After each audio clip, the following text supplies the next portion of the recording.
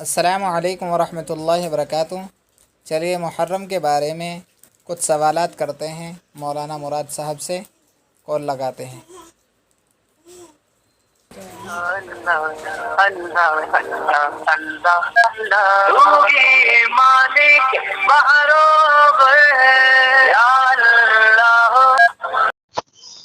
السلام علیکم ورحمۃ اللہ۔ وعلیکم السلام ورحمۃ اللہ وبرکاتہ۔ جی مولانا مراد صاحب، ہمارے کچھ سوالات ہیں جی محرم کے بارے میں، جی کیونکہ ہمارے پاس کچھ کمنٹ آئے، اچھا جی اس کی وجہ سے آپ سے سوال پوچھے جا رہے ہیں۔ جی فرمائیے۔ نمبر 1 ہے، لوگوں میں یہ مشہور کہاوت ہے کہ حضرت آدم علیہ السلام اور حضرت ابراہیم علیہ السلام اسی دن پیدا ہوئے یا قیامت اسی دن آئے گی؟ اچھا، یہ پہلا سوال ہے آپ کا یہ؟ جی دیکھیے حضرت قاری محمد ریحان صاحب، یہ جو بات ہے لوگوں میں مشہور ہے کہ جی حضرت آدم علیہ السلام محرم کے دن ہی پیدا ہوئے یا حضرت ابراہیم علیہ السلام محرم کے دن پیدا ہوئے جی یا اسی طریقے سے قیامت محرم کے دن ہی آئے گی، جی تو یہ ساری کی ساری من گھڑت باتیں ہیں، اور ساری کی ساری حدیث میں ان باتوں کا کسی بھی طریقے سے کوئی ثبوت نہیں ملتا ہے۔ صحیح مسلم میں، صحیح بخاری میں کہیں پر بھی ان کا حوالہ کہیں نہیں ملتا ہے۔ تو یہ جو باتیں ہیں یہ ساری کی ساری من گھڑت باتیں ہیں اور رسومات ہیں اور بدعات ہیں۔ ان باتوں سے پرہیز کرنا چاہیے انسان کو۔ ماشاء اللہ۔ جی دوسرا سوال ہے، محرم کے دن کالے کپڑے پہننا کیسا ہے؟ اچھا جی دیکھیے، عام دنوں کے مقابلے میں بھی صرف سطر کا چھپانا حدیث پاک میں آیا ہے کہ ایسا کپڑا پہنا جائے کہ جس سے سطر چھپ جائے، اور پھر حدیث میں یہ بھی آیا ہے کہ بہترین لباس جو ہے وہ کرتا پاجامے کو بتایا گیا ہے، اور سفید وائٹ کپڑے کو اللہ کے نبی نے سب سے زیادہ پسند کیا ہے۔ اور باقی رہا سوال یہ کہ کالے کپڑے پہننا 10 محرم کے دن، تو اس نظریات سے پہننا کہ ہم ماتم کر رہے ہیں کالے کپڑے پہن کر، کن کا؟ حضرت حسین کا، کہ اسی دن کیا ہوئے؟ وہ شہید ہوئے۔ تو اس نظریات سے کالے کپڑے پہننا محرم کے دن تو یہ ناجائز ہے، اور یہ بھی ایک بدعت بن چکی ہے۔ اس سے بھی انسان کو کیا کرنا چاہیے؟ پرہیز کرنا چاہیے۔ عام دنوں میں پہن لے، آگے پیچھے پہن لے کالا کپڑا، کوئی ایسی بات نہیں ہے، باقی اس دن پہننے سے پرہیز کرنا چاہیے کیونکہ یہ ایک بدعت بن چکی ہے۔ ماشاء اللہ، یہ بھی آپ نے بہت اچھی ہمیں جانکاری دی۔ تیسرا سوال ہے، شربت بنانا یا سبیلے لگانا یعنی ٹولس لگانا، اور لوگ آتے ہیں ہم ان کو جو ہے شربت پلاتے ہیں، کیا یہ درست ہے؟ دیکھو حدیث میں آیا ہے کہ بھئی بہترین اعمال جو ہے وہ بھوکوں کو کھانا کھلانا ہے، اور پیاسے کو پانی پلانا ہے، اور ننگے کو کپڑا پہنانا ہے۔ تو پانی پلانے کا جہاں تک میں تعلق سمجھتا ہوں، جہاں پر بھی ضرورت ہو وہیں پر سبیلے لگائی جائے، وہیں پر نیاز لگایا جائے، اور وہیں پر ٹول لگایا جائے، اسٹیج لگایا جائے، اور پانی کو تقسیم کیا جائے۔ یہ میرے خیال سے کسی بھی طریقے سے محرم کے ساتھ خاص نہ ہو، محرم کے دن اس کو خاص نہ کیا جائے، یا شربت لگا کر سبیلے لگائی جائے یا تقسیم کیا جائے، بلکہ یہ تو ہر ایک دن کے لیے خاص کیا جائے کہ جہاں پر بھی ضرورت ہو پانی پلانے کی تو وہاں پر پانی پلایا جائے، جہاں پر بھوکوں کو کھانا کھلانے کی ضرورت ہو تو وہاں پر بھوکوں کو کھانا کھلایا جائے، اور جہاں پر کپڑے پہنانے کی ضرورت ہو ننگوں کو تو وہاں پر کپڑا پہنایا جائے۔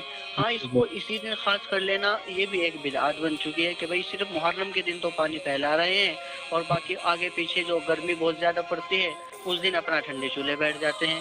تو اس لیے اس سے بھی بچنا چاہیے، اس سے بھی پرہیز کرنا چاہیے۔ جی جی ٹھیک ہے۔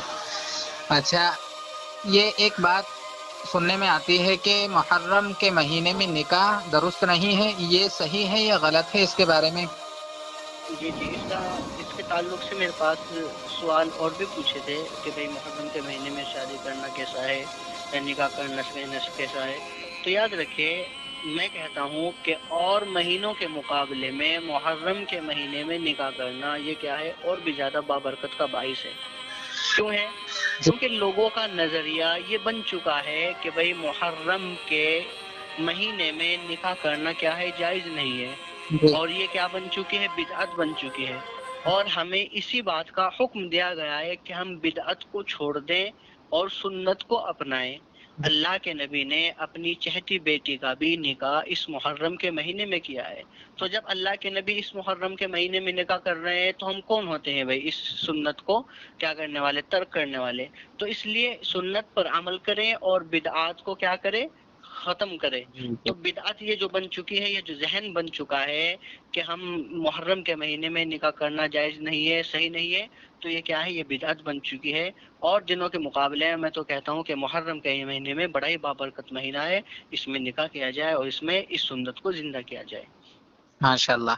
جی ہمارا جو ہے 5واں سوال جو ہے، جی تازیہ نکالنا اور اس کی پوجا کرنا، گھوڑا نکالنا، اس کے نیچے سے خواتین کا نکلنا یا بچوں کا نکلنا، ناجائز قسم کی منتیں مانگنا، یہ سب ٹھیک ہے یا غلط ہے، کیا ہے؟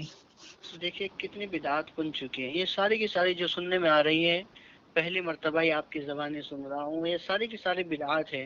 بھائی تعزیہ نکالنا کہاں تک درست ہو سکتا ہے، کچھ بھی نہیں ہے.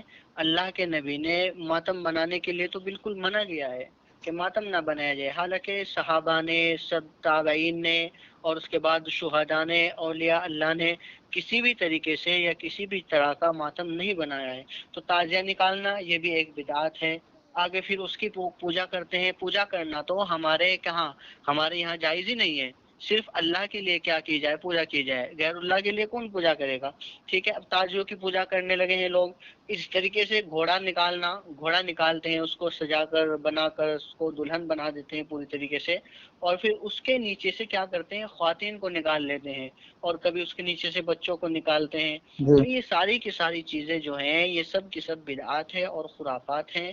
اور اسی طریقے سے ایک بدعات یہ بھی بن چکی لوگوں کی کہ بھئی ناجائز قسم کی منتیں مانگ لیتے ہیں، کہ جو اور دنوں میں سوچ لیتے ہیں کہ بھئی اس محرم کے دن ہم جو منتیں مانگیں گے وہ کیا ہو جائے گی، پوری ہو جائے گی، چاہے وہ ہماری ناجائز ہو چاہے وہ جائز ہو.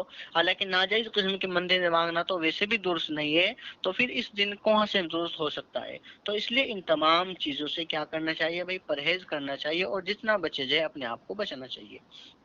جی ہمارا 6واں سوال ہے، محرم میں نوحہ کرنا یعنی عورتوں کا زور زور سے چیخنا یعنی رونا. جی بالکل. یہ بھی نوحہ کرنا حدیث میں آیا ہے کہ نوحہ کرنا کسی بھی طریقے سے جائز نہیں ہے. ہاں یہ کہا ہے کہ اگر کسی گھر میں انتقال کر جائے، کوئی مرد ہو، کوئی عورت ہو، یا کوئی ان کا رشتہ دار ہو، تو صرف 3 دن تک سوگ منانے کا حکم دیا گیا ہے. اور پہلے بھی یہ بات چلا کرتی تھی جب یہود و نصارہ کے درمیان، کہ بھئی وہ اپنا کرائے پر عورتوں کو لے کر آ جایا کرتے تھے رونے کے لیے، نوحہ کرایا کرتے تھے، اور وہ پھر طرز بنا کر ایسے رویا کرتی تھی جیسا کہ کچھ پڑھا جا رہا ہو، آواز رونے کی ایسے نکلا کرتی تھی ان کی، اور پھر ان کو خوب پیسوں کی برسات ہوا کرتی تھی. حالانکہ یہ سب چیزیں، نوحہ کرنا، زور زور سے رونا، چلانا وغیرہ، جب اپنا گھر سے کوئی مر جاتا ہے جب بھی ٹھیک نہیں کہا گیا ہے، تو اس دن ماتم منانے سے کیسے کہا جائے گا؟ تو یہ بات بھی میرے خیال سے بالکل درست نہیں ہے اور ٹھیک نہیں ہے. جی ہمارا 7واں سوال ہے مولانا صاحب، ایک جی کھچڑا بنانا محرم کے دن کیسا ہے؟ کھچڑا بنانا دیکھیے جہاں تک حدیث کا تعلق ہے وہ میں انشاءاللہ بعد میں آپ کو بتاؤں گا کہ کن باتوں کا اللہ کے نبی نے ہمیں حکم دیا ہے. اور کھچڑا بنانا اسی دن یہ میرے خیال سے درست نہیں ہے. باقی عام دنوں میں بنا لے آگے پیچھے، کیونکہ کھانا ہے، کھانا کھلانے میں تو کوئی جائز اور ناجائز کا تعلق ہی نہیں ہے. باقی یہ ہے کہ کھچڑا بنانا محرم کے دن، تو اس لحاظ سے کہ ہاں محرم کا دن ہے اور ہم کھچڑا بنا رہے ہیں. اور اسی طریقے سے ایک وہ بھی ہوتا ہے کہ پٹا کھیلنا وغیرہ، آج کل لاٹھیوں سے ڈنڈا چلاتے ہیں، تو وہ بھی ایک بدعات ہے اور ایک رسومات ہے. ان تمام چیزوں سے ہمیں پرہیز کرنا چاہیے اہل سنت والجماعت کو.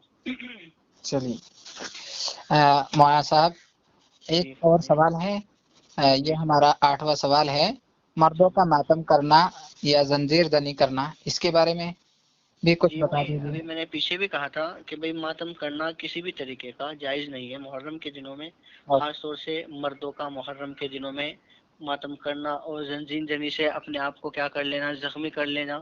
بہت سے لوگ کیا کرتے ہیں تلوار وہ بلیڈ وغیرہ لگا کر خون چلا لیتے ہیں.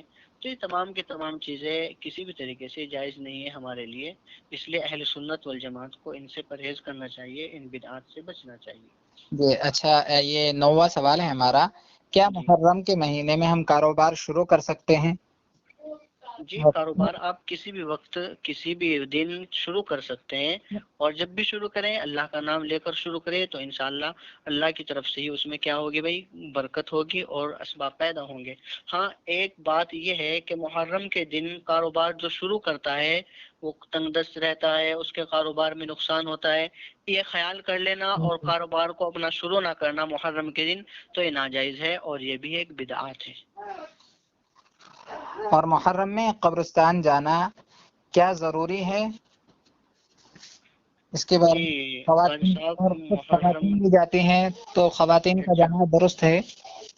اچھا محرم میں قبرستان جانا ضروری ہے، اور خاص طور سے خواتین کا۔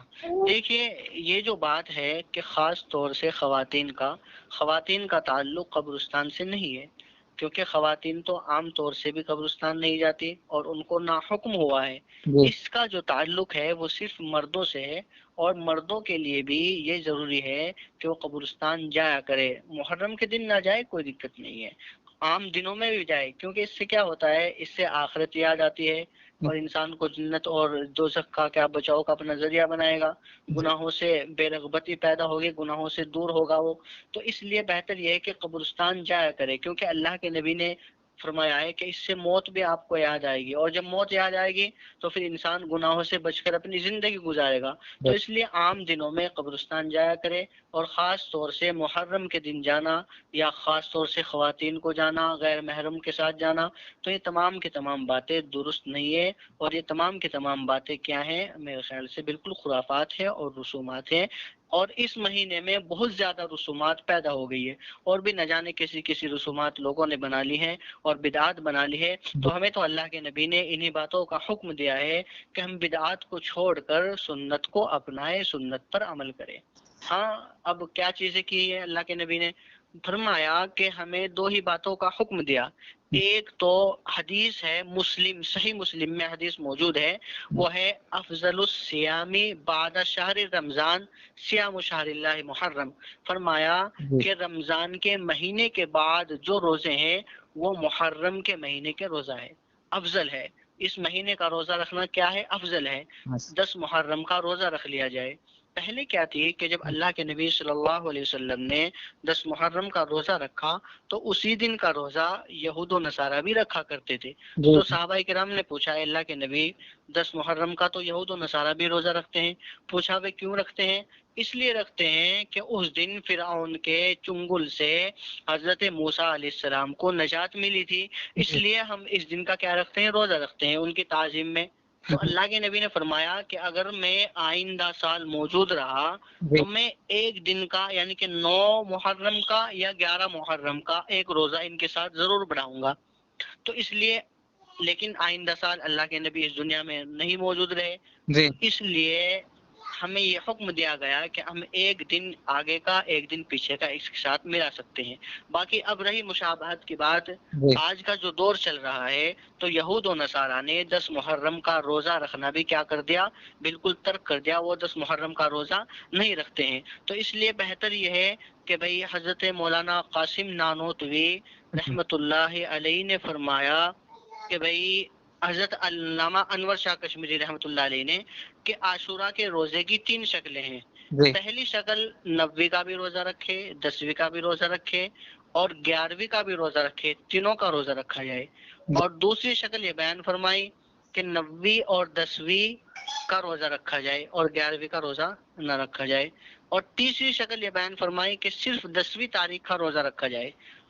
کیوں؟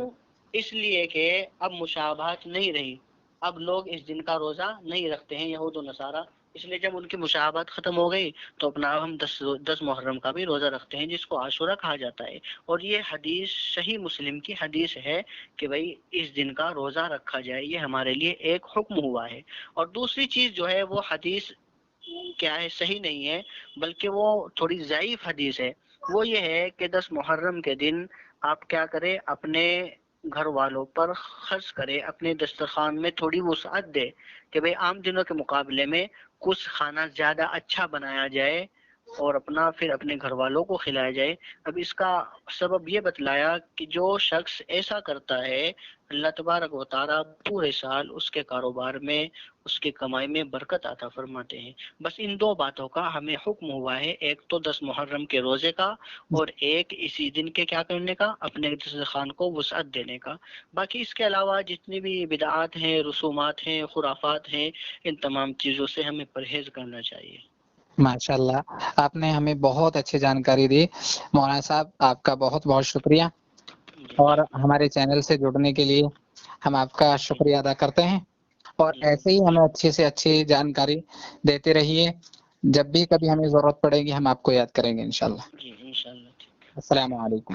وعلیکم السلام ورحمۃ اللہ۔ ماشاءاللہ، مولانا مراد صاحب نے بہت اچھی جانکاری دی۔ آپ حضرات کو اگر جانکاری اچھی لگی ہو تو چینل کو سبسکرائب کریں، لائک کریں، شیئر کریں۔